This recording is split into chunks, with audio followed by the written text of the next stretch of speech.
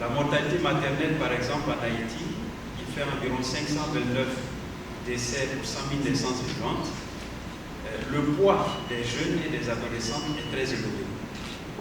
Et imaginez une mère qui ne survit pas, on hypothèque la vie future, le potentiel futur des enfants. Toutes les statistiques, toutes les études démontrent que lorsque les enfants perdent leur mère, leur avenir est quasiment hypothéqué, contrairement à lorsque l'homme ou le père disparaît avant la mère, ce qu'on ne le souhaite pas. Et tout cela indique aussi, à travers ces statistiques, que plus la femme vit longtemps, plus il y a une amélioration de l'espérance de vie des hommes, des enfants et leur potentiel. Ça, c'est les études, ce n'est pas Saïdou ou Kaboré qui le dit. Tout cela pour dire que si nous arrivons à continuer ces différentes éditions des ambassadrices et ambassadeurs, nous allons quelque part avoir des acteurs qui vont œuvrer non seulement pour les garçons, mais surtout pour les filles, pour les femmes, pour les jeunes femmes, parce que l'économie de tout pays actuellement est portée très souvent par les hommes. Mais dans le développement des ODD, il est ressorti clairement que plus la femme participe, plus il y a une accélération de la croissance économique et plus gain des hommes augmente. C'est ça qui est extraordinaire. Mais on ne voit pas cette. Donc, au-delà de l'espérance de vie au plan économique, si la femme participe au développement économique, elle accroît ses revenus et s'est investie très souvent pour la famille, pour les enfants, à une proportion plus importante que l'homme. Et au-delà de cela, les revenus même de l'homme, sa participation au développement et même à l'éducation. Imaginez, tout le monde sait, et les médecins, beaucoup plus encore, mon frère, le secrétaire d'État, que lorsqu'on a une grossesse avant 18 ans, ce n'est pas la même chose que quand c'est après. Avant 18 ans, le corps n'est pas encore prêt et les conséquences sont terribles pour ces femmes et ces filles, en ce sens qu'on a ces cas de fissure obstétricale qui peuvent survenir suite à un travail forcé au moment de l'accouchement parce que le corps n'est pas prêt. Nous avons également les violences basées sur le genre. Comme vous le savez, les données sur ces violences pour 2022 ont été quasi exceptionnelles, comparées aux autres années qui étaient déjà très graves. Et il appartient aux filles, il appartient aux garçons de se mettre ensemble, de se soutenir mutuellement, et surtout les garçons de devenir un peu des défenseurs des filles. Parce qu'en défendant les filles, en défendant ces filles-là, face aux prédateurs, face à la propagation des violences, vous vous défendez vous-même. Parce que plus elle vit longtemps, vous vivez longtemps, plus elle contribue à l'économie, plus votre revenu s'accroît, plus les enfants auront un potentiel garanti. Cette cérémonie de clôture de son 10e édition sur jeune âge pour la santé sexuelle et reproductive et pour l'égalité femmes-hommes.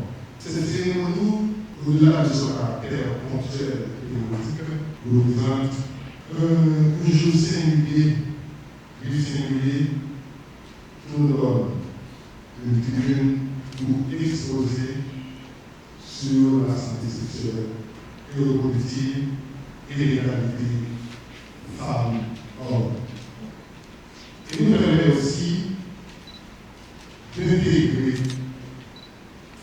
dans un combat une lutte globale contre les violences faites aux femmes, au harcèlement, aux stéréotypes sexuels, aux luttes contre les violences faites aux enfants, etc. Mais l'éducation à la sexualité ne doit pas se confondre comme étant un simple enseignement biologique mécanique. L'éducation à la sexualité, c'est d'abord l'éducation à l'autre, à son désir, à son consentement. Aujourd'hui, de nombreuses recherches internationales montrent que la majorité des adolescents et adolescentes n'a pas les période charnière de la vie. Ce manque d'informations les expose à des risques sérieux en matière de violence, de santé, d'infections sexuellement transmissibles, grossesse non intentionnelle et demande à leur bien-être physique et mental. Le droit à une information complète en matière de santé sexuelle et reproductive est un droit universel faisant partie du droit pour leur état de santé physique et mentale possible, reconnu dans la Déclaration universelle des droits humains et dans le pacte international pour les droits économiques, sociaux et culturels. Il s'agit d'un droit fondamental que toute personne, et à ce titre, en tant que gouvernement, nous avons la responsabilité et le devoir de mettre en œuvre des programmes d'éducation à la sexualité dans et hors des écoles, de former les professionnels à partir des standards internationaux définis par l'Organisation mondiale de la santé (OMS) et surtout en tenant compte de notre réalité sociale, culturelle et de leurs caractéristiques spécifiques du peuple. Je dis c'est le final concours que l'Observatoire a lancé il y a l'année passée. Malheureusement, il était fait l'année passée à cause de problèmes de fait. Donc, je dis nous voulons organiser. C'est une activité qui c'est Jeunes, je m'engage, pourquoi c'est Jeunes, je m'engage pour la santé sexuelle et reproductive, qui est faite à l'Observatoire en partenariat avec une FPA qui est Fonds des Nations Unies pour la population. L'activité de ça, c'est une activité pour nous garder jeunes qui sont dans 4 coins pays, qui sont dans 10 départements pays. Il y a un peu de jeunes qui ont fait des travaux sérieux dans le domaine de santé sexuelle et reproductive. Donc, l'Observatoire de la jeunesse haïtienne avec une FPA, nous avons fait le choix pour nous mettre projecteur sur jeunes qui ont fait des travaux extraordinaires dans le domaine de santé sexuelle et reproduction. Donc, le concours, c'est un concours pour nous inciter les jeunes, pour nous présenter comme des modèles et puis pour nous faire des jeunes, des ambassadeurs en santé sexuelle et reproductive et pour l'égalité femmes et garçons. Donc, c'est un concours qui a été lancé bien dans l'année qui s'est passée là. Donc, je dis à ces finales là, côté nous gagnons, tout le monde qui est inscrit, nous avons 10 finalistes. Donc, 10 finalistes là, je dis, il y a passé une interview, il a fait plaidoyer pour ça, et puis il y a un jury qui est là, qui pourra délibérer sur 3 gagnants. Donc, 3 gagnants, c'est 3 gagnants qui sont champions dans le concours, mais gagnants, ça autour, nous pourrons instituer comme des ambassadeurs en santé sexuelle qui pourront faire travail là et qui continuer à faire travail là. Donc c'est dans ce sens-là, je dis, l'Observatoire de la jeunesse haïtienne, ensemble avec une FPA, nous avons organisé un concours pour nous mettre accent sur des jeunes qui travaillent dans le domaine et puis pour nous présenter des jeunes comme des modèles pour les jeunes continuer à faire travail là et puis pour gagner plus de connaissances de la santé sexuelle et reproduction. Chaque fois que nous faisons des activités des jeunes, c'est des jeunes que l'Observatoire toujours travaille avec eux. Nous faisons des formations, des projets qui liés à des formations et des sensibilisations. Il y a toujours fait le nom. Il y a une organisation, mais il y a des ambassadeurs pour l'Observatoire. L'Observatoire a toujours travaillé avec les ambassadeurs.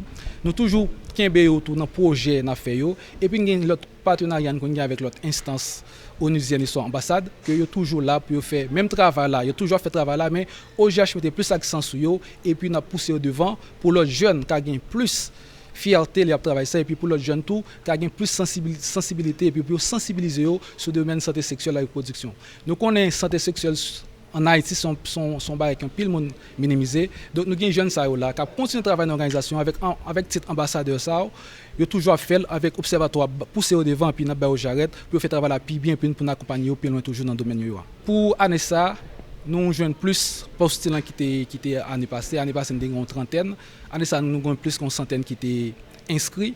Mais malheureusement, nous n'avons pas de faire. Nous avons postulant qui ont candidat qui ont plus feedback, qui ont fait plus travail dans le domaine, nous sommes obligés avec un critère qui est strict, nous avons 10. Donc, Nous, c'est dans la deuxième édition ça, nous venons comprendre que grand pile jeunes qui pas un projecteur sur eux qui a fait travail ça, nous même l'observatoire, t'as mettre projecteur sur eux et n'a fait plus jeunes qu'on est qui sa santé sexuelle et reproductive et puis pour nous sensibiliser pour l'autre qui fait travail là, pour gagner plus force et plus courage pour qu'on ait des monde qui regarder yo, il l'autre instance qui regarder qui remercie pour travail à faire côté yo. Depuis l'aime dans domaine c'est un bagage qui passionné, surtout un bagage dans pays donc qui tabou. Côté que li pas facile pour moun yo parler de lui. Donc moi content et moi fier surtout pour me représenter toute jeune qui militer dans mouvement ça. Association pour la promotion de la famille haïtienne. J'aime te promettre li premier bagage que moi voulais faire, c'est un ensemble de séances de causerie éducative avec ensemble écoliers dans Croix des Bouquets côté que a vivre un moment qui difficile et en pile nan yo à chaque fois que yo prend la caillou yo toujours a subi fouille, que ce soit dans camionnette, que ce soit celle pour aller à pied. Et il a expliqué côté que parfois filles yo même monsieur yo kon ba yo douette comme si pour montrer sentiment supériorité sur yo, autorité yo gen sur yo qui sont violence sexuelle. Ta souhaité que OJH continue faire parce que moi-même, lorsque je devine père éducatrice dans pour famille, je ne pense que tu as un concours comme ça, je ne pense que un jour d'arriver à un niveau ça, je juste fait parce que c'était formation et c'était formé jeune pareil moi. Donc OJH, il fait un gros travail et j'espère que il continue à faire travail là comme ça après que moi finalé, pour gagner l'autre ambassadrice même qui va continuer à faire même travail là.